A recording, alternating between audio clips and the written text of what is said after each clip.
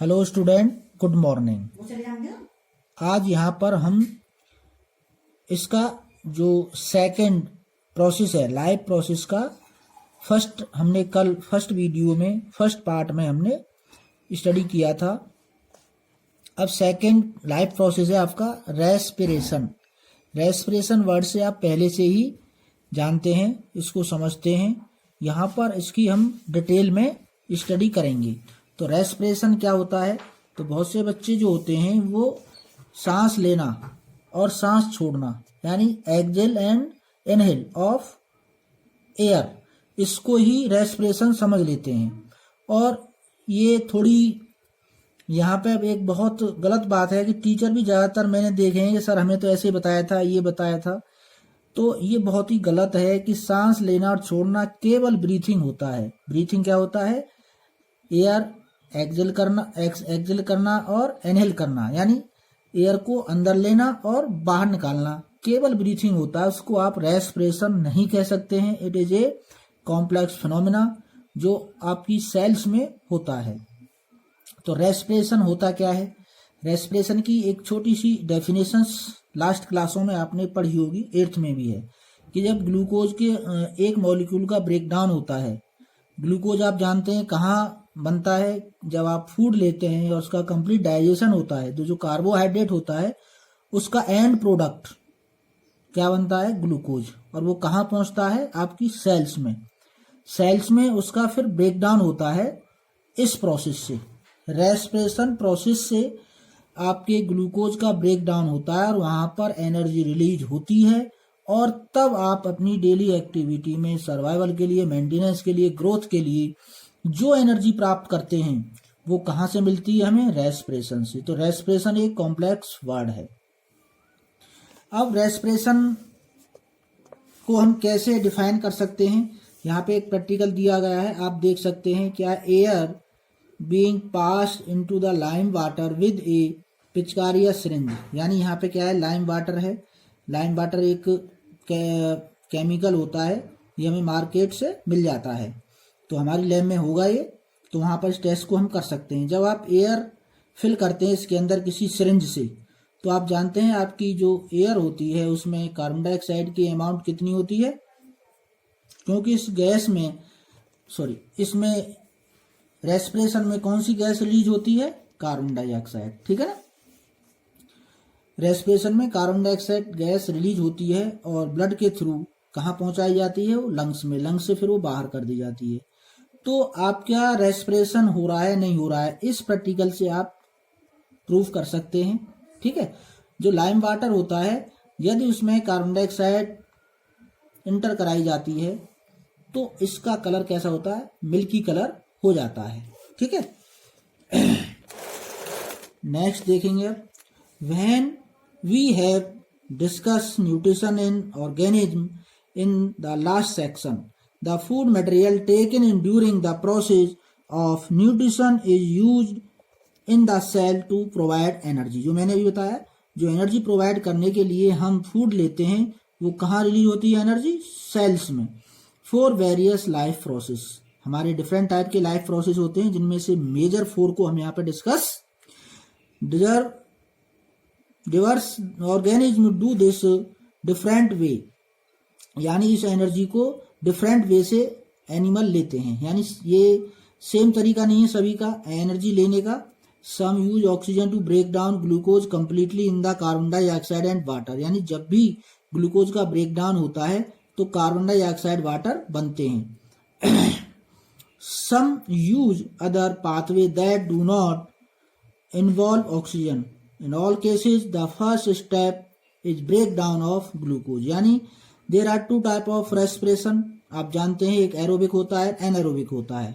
Aerobic respiration में क्या होता है कि ऑक्सीजन की प्रेजेंस में ब्रेक डाउन होता है ग्लूकोज का, और विदाउट प्रेजेंस ऑफ ऑक्सीजन जब ग्लूकोज का ब्रेक डाउन होता है तो उसे कहते हैं हम एनारोबिक रेस्पिरेशन।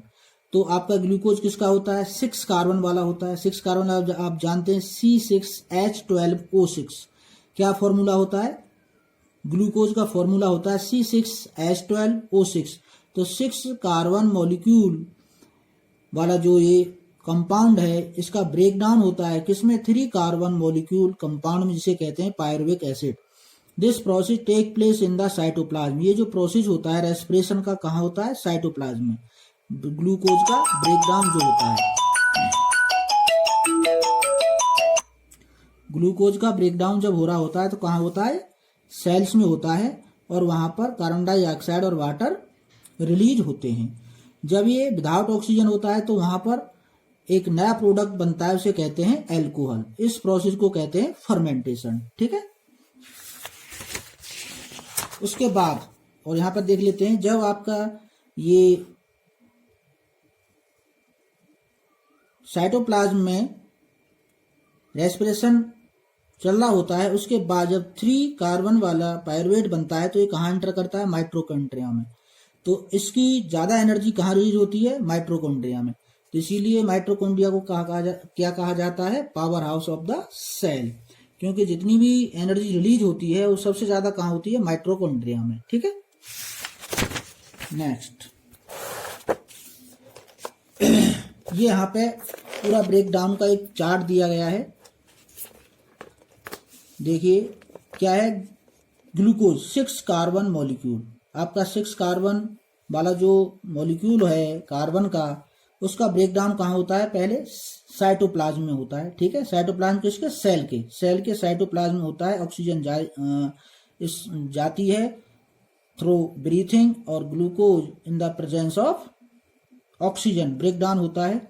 तो क्या बनता है, पायरुवेट एसिड बनता है 3 कार्बन मॉलिक्यूल वाला। इसमें कार्बन के कितने मॉलिक्यूल होते हैं, 3, और एनर्जी रिलीज होती है कुछ अमाउंट में। अब ये पायरुवेट का 3 वे में फिर फर्दर इसका ब्रेकडाउन होता है। एक होता है एब्सेंस ऑफ द ऑक्सीजन, यहां तक ये प्रोसेस सेम तीनों के लिए सेम होता है। एब्सेंस ऑफ द ऑक्सीजन ये किसमें होता है, एक माइक्रो ऑर्गेनिज्म होता है ईस्ट, उसमें होता है। ठीक है, तो क्या बनता है, इस पायरुवेट का जब विदाउट ऑक्सीजन ब्रेकडाउन होता है तो बनता है ethanol plus carbon dioxide plus energy. Ethanol क्या होता है, 2 कार्बन वाला एक मॉलिक्यूल होता है एथेनॉल, जिसे कहते हैं C2H5OH। अब एक दूसरा प्रोसेस इसी का नेक्स्ट आगे पायरुवेट का, लैक ऑफ द ऑक्सीजन। जब ऑक्सीजन की कमी होती है, वो कब होती है, वो ह्यूमंस के अंदर होती है। क्या बनता है, लैक्टिक एसिड प्लस एनर्जी। ये 3 कार्बन वाला मॉलिक्यूल बनता है, इसमें lactic acid. In our muscle cells कब होता है, मसल सेल्स में होता है, जब हम कोई हैवी एक्सरसाइज कर रहे होते हैं। तो जितनी रिक्वायरमेंट हमें एनर्जी की होती है उतनी हमें एनर्जी बॉडी से नहीं मिल पाती है, तो हमारी बॉडी क्या करती है, एनाएरोबिक रेस्पिरेशन करने लगती है, और उसमें जो आपका पायरुवेट है वो किसमें चेंज होने लगता है, लैक्टिक एसिड में, जिससे आपकी बॉडी में क्या आ जाते हैं, मसल्स क्रैम्प। यहाँ लिखा हुआ ना, एक्टिविटी कॉज मसल्स क्रैम्प। आपको खिंचाव महसूस होने लगता है, कभी कभी ऐसा होता है कि आपको खिंचाव महसूस होने लगता है उसमें बॉडी में। ठीक है ना, तो ये नेक्स्ट है। उसके बाद तीसरा process, presence of the oxygen. जब ऑक्सीजन की प्रेजेंस में आपका रेस्पिरेशन होता है तो क्या बनता है, कार्बन डाइऑक्साइड प्लस वाटर, और एनर्जी रिलीज होती है। ये प्रोसेस कहाँ होता है, माइटोकॉन्ड्रिया में। इसी प्रोसेस के थ्रू सबसे ज्यादा एनर्जी रिलीज होती है रेस्पिरेशन में। ठीक है, तो the energy release during the cellular respiration, cellular क्यों कहा गया, क्योंकि सेल्स के अंदर होता है, इज इमीडिएटली यूज्ड, तुरंत यूज की जाती है, to synthesise a molecule of ATP. ATP का एक मॉलिक्यूल बनता है, which is use to fuel of activity in the cell. Cells में जो भी एक्टिविटी हो रही होती है सभी में यूज होता है। In these process ATP is broke down giving rise to a fixed amount of energy which can drive the endothermic reactions. Endothermic reactions कौन सी होती हैं, जिनमें जो एनर्जी है वो ली जाती है। एक्सोथर्मिक जिनमें एनर्जी दी जाती है, यानी एनर्जी अब ली जा रही है, एटीपी बन रहा है तो एनर्जी ली जा रही है। ठीक है, तो endothermic reactions take place in the cells. अब क्या होता है, आपकी एटीपी बन गई। एटीपी बनने के बाद क्या होता है, एटीपी हमारी जो करेंसी है, मेन एक यूनिट कह सकते हैं किसकी, एनर्जी की। क्योंकि हमारी बॉडी में जो एनर्जी होती है इसी रूप में स्टोर होती है। ठीक है, नेक्स्ट है आपका अब तो एटीपी के बारे में यहाँ पे हम डिस्कस करते हैं। एटीपी क्या होता है और हमारे बॉडी में कैसे सिंथेसाइज होता है, क्या इसका मीन होता है। तो एटीपी ये आपका एनर्जी की एक करेंसी होती है। ATP is the energy currency for most cellular process.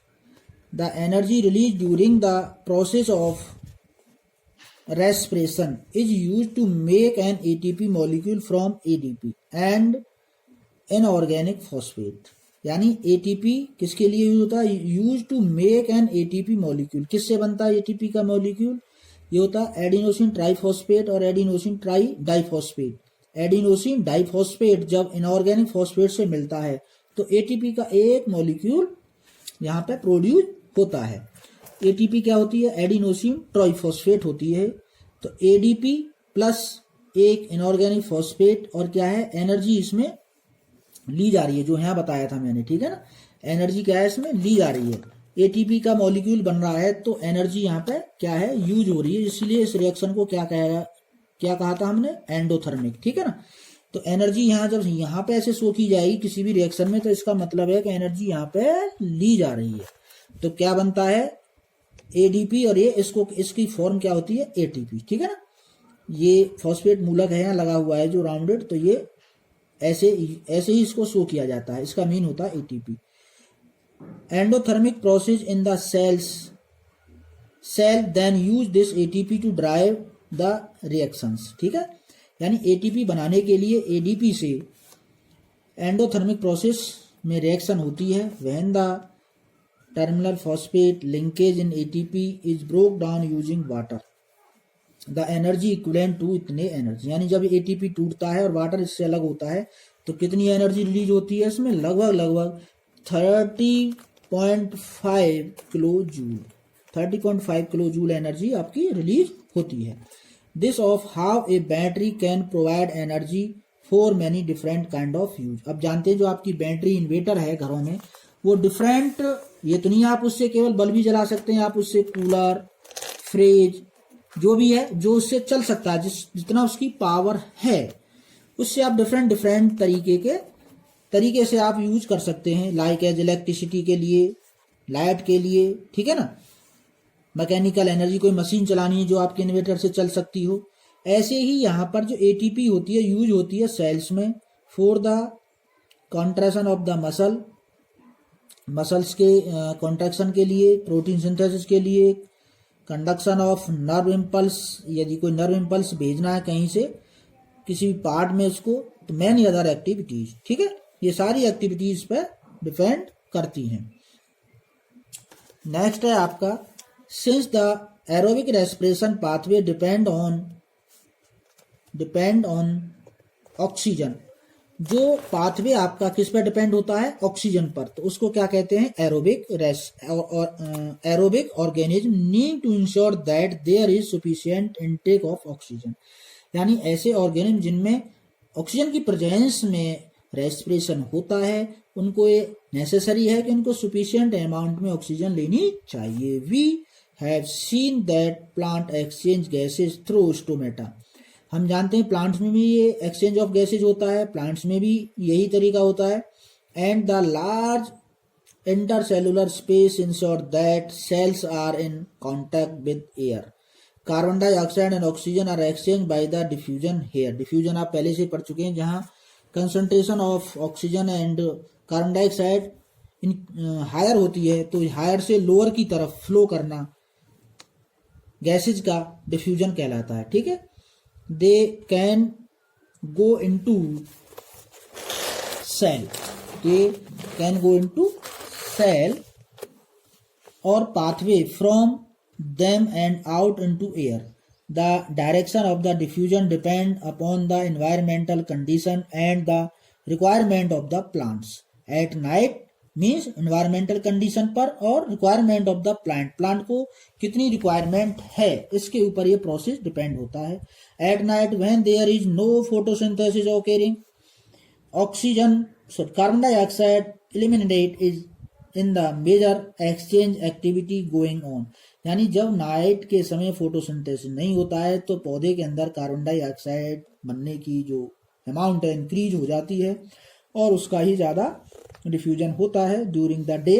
CO2 generate during respiration is use up to the photosynthesis, यानी ये तो नहीं प्लांट दिन के समय शोषण नहीं करते हैं, बट जो रेट होता है वो दिन के समय किसका ज़्यादा होता है, फोटोसिंथेसिस का, और रात के समय इसका रेट डिक्रीज हो जाता है और किसका रेट बढ़ जाता है, रेस्पिरेशन का।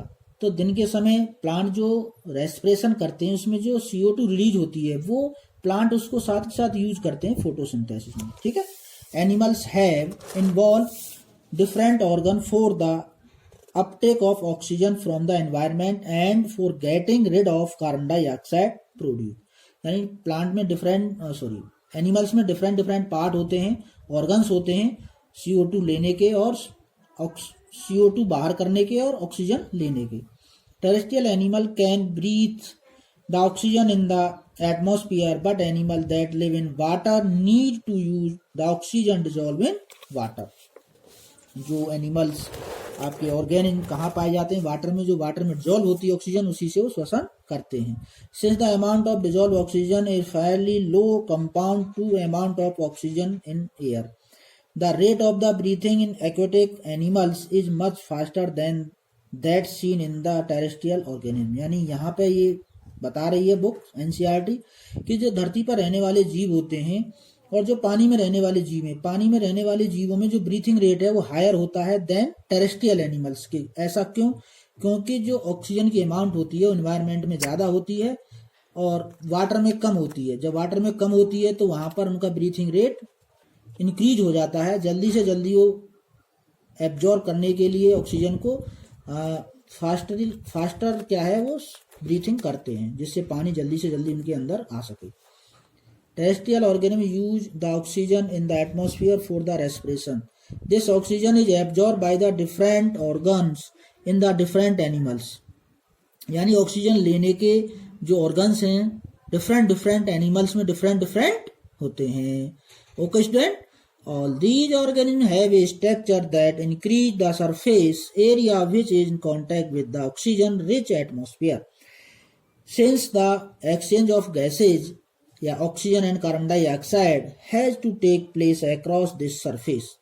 This surface is very fine and delicate. In order to protect this surface, it is usually placed within the body. So there have to the passage that will take air to this area. In addition, there is a mechanism for moving the air in and out this area where the oxygen is absorbed, यानी different type के animals में different तरह के organs पाए जाते हैं, उसी के अकॉर्डिंग उनमें यदि ऑक्सीजन की डिमांड उनमें ज़्यादा है तो उसी तरह के उनमें क्या है ऑर्गन्स डेवलप्ड होते हैं। In humans air is taken into the body through the nostril, the air passes through the nostril. Nostril जो आपके नोज होती है उसके जो होल होते हैं उनको नोस्ट्रिल कहते हैं। It flood by the fine hair, आप जानते हैं आपकी जो नोज होती है जो पासेज होते हैं उसमें हेयर पाए जाते हैं। That lining the passage is also lined with mucus, आप जानते हैं कि आपकी जो नोज होती है उसमें क्या है म्यूकस, एक जेली लाइक सब्सटेंस सीक्रेशन होता है जिससे क्या होता है ये हेल्प करता है दिस प्रोसेस, यानी ऑक्सीजन जो भी आपकी इसमें एक्सचेंज हो रहा है from here the air pass through the throat and into the lungs. इसका म्यूकस का एक वर्क है और हेयर्स का एक वर्क है, जो भी इसके अंदर डस्ट पार्टिकल्स या जो भी बैक्टीरिया जा रहे हैं सब इसमें ट्रैप्स हो जाते हैं और वो अंदर नहीं जा पाते हैं। इससे क्या एयर यहाँ से फिल्टर होकर जा रही है, ये मानिए आप। Ring of the cartilage are present in the throat, आपका जो थ्रोट है गला है आपने देखा होगा एक हार्ड स्ट्रक्चर उसमें नजर आती है, उससे कहा गया कार्टिलेज जो होता है थ्रोट में। These ensure that the air passage does not collapse, ये इसलिए होता है जिससे आपकी जो एयर है वो कोलैप्स ना हो बीच में। ओके स्टूडेंट, ये स्ट्रक्चर आपको दी गई है कैसे कैसे आपका एयर पासेज होती है। तो आपको ये डायग्राम नोट करना है अपनी बुक में, नोटबुक में फेयर कॉपी में आपको डायग्राम बनाना है। किसका डायग्राम है? ह्यूमन रेस्पिरेटरी सिस्टम का, ठीक है। ह्यूमन रेस्पिरेटरी सिस्टम का ये डायग्राम बनाना है। अब इसको समझ लीजिए, होता क्या है कि जो आपकी नेजल कैविटी है, ये नेजल कैविटी है, माउथ कैविटी है ये, ठीक है, और एक ट्यूब से जिससे जुड़ी है उसको फेरिंग्स कहते हैं। किसकी? Food pipe. फूड पाइप को दूसरे नाम से किससे नाम से जाना जाता है? उसोफेगस को फेरिंग्स के। तो जो आपकी खाने की नली होती है और जो सांस लेने की नली है, दोनों क्या है? पास पास जॉइंट होती हैं, ठीक है। यहाँ पे क्या है? आपका लैरिंग्स है, जहां से आपका स्वर निकलता है, इसको क्या कहते हैं? Trachea. Ring of the cartilage, ring of the cartilage, ठीक है ना। उसके बाद आगे जाते हैं आपके, ये क्या है? लंग्स। ये आपके जो ये बोन्स दिखाई दे रही है, ये क्या है? रिब्स केज है, जिसमें आपके लंग्स प्रोटेक्ट रहते हैं, ठीक है ना। रिब्स केज, अस्थि पंजर, पसलियों का एक पंजर, ठीक है, ढांचा, इसमें आपके लंग्स क्या है? प्रोटेक्ट रहते हैं। अब ये आपके लंग्स, फर्दर लंग्स डिवाइड होता है किसमें? ब्रोंकाई में, ब्रोंकियोल्स में और एल्वुलर सैक में, ठीक है। जब ऑक्सीजन इसके अंदर आती है, ठीक है, तो यहाँ पर क्या है? ब्लड हार्ट से होता हुआ यहाँ पर आता है और उसमें ऑक्सीजन सप्लाई की जाती है और यहीं पर कार्बन डाइऑक्साइड भी रिलीज की जाती है। कहाँ? इन एल्वुलर सैक्स के अंदर, और बाहर फिर ये बाहर निकाल दी जाती है। तो ये पूरा रेस्पिरेशन का एक सिस्टम है, कैसे कैसे हमारे कौन कौन से पार्ट इसमें इन्वॉल्व होते हैं रेस्पिरेशन सिस्टम में, ठीक है। Okay student, thank you.